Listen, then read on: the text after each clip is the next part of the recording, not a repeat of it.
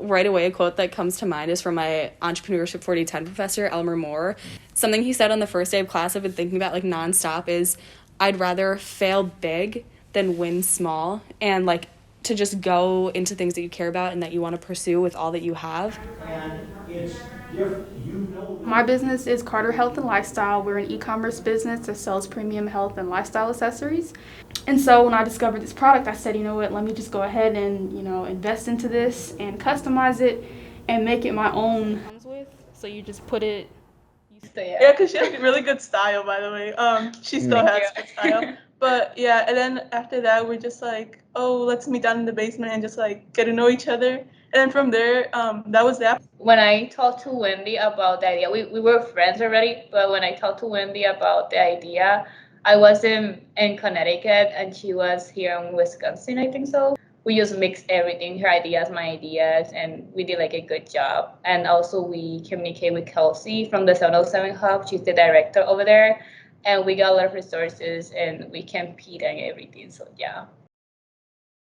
I think a huge part of the 707 Hub is just giving me the confidence and the space to feel like I can create things that I wouldn't do individually. Other like-minded students, even though we were competing against each other, we were still supportive of each other and talking and bouncing ideas off of each other. And that was just like a community and an experience that I'd never had before. And it was also really awesome to have in like the peak of COVID, and everybody felt so like alone. It's a hand sanitizer wristband that's always on. During the summer of 2020, I actually attended a virtual internship with the Commons in Milwaukee, Wisconsin, which was amazing. After going through that internship and just kind of having experience with pitching my ideas to local entrepreneurs or mentors or people in Milwaukee who are involved in the business community, I kind of gained the confidence in thinking like, wow, I was able to, with the team, of course, come up with the concept and execute it. Like, why shouldn't I start my own business? Both of us was like the Brute Ideas Challenge. So we competed in that last semester. And then Kelsey, like, I think in our first meetings, she told us that we should compete in this challenge. And we were kind of iffy about it, but we did end up competing. And there was a lot of upperclassmen and we were freshmen at the time. So I think just like the whole like mindset through that, like working through it and then just being like, oh, we might not win. Because there's also like other amazing ideas.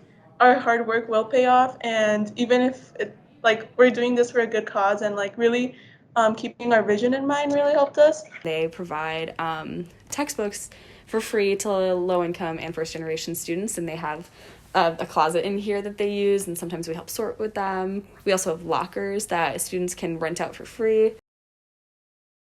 So I really want to go into creating more ethical and sustainable supply chains, so focusing a lot on clean energy.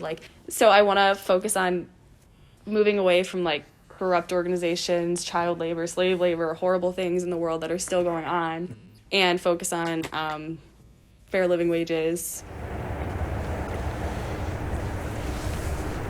Yeah, I think they're really good with resources and they're also very open, which I really love because even if they can't help you with a certain resource, they're very connected and have a strong network. So they're able to connect you with other people on campus or outside of campus that could really help you with that.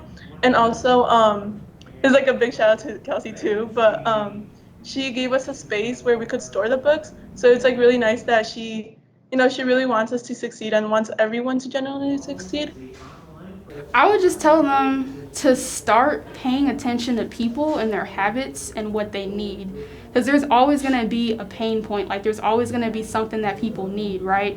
And so that's one thing that I started doing is just paying more attention to how people act, how people move, what they're complaining about. People already our competitors were so nice to us. They were we followed each other. That's the thing. Real idea challenge is just not about money, but it becomes networking. I'm a first year student, low income, so I know that it's pretty hard. The first time that I had to buy books, I was like, what? I think an inspiring moment for me. It's not really a moment. It's just I think a timeline. I think just also knowing that other students are going through this struggle, and then we experience this problem firsthand. So just going through that issue and knowing that we could do something about it. And I talk about her all the time. Her name is Sophia Amoruso. She has nothing to do with Marquette.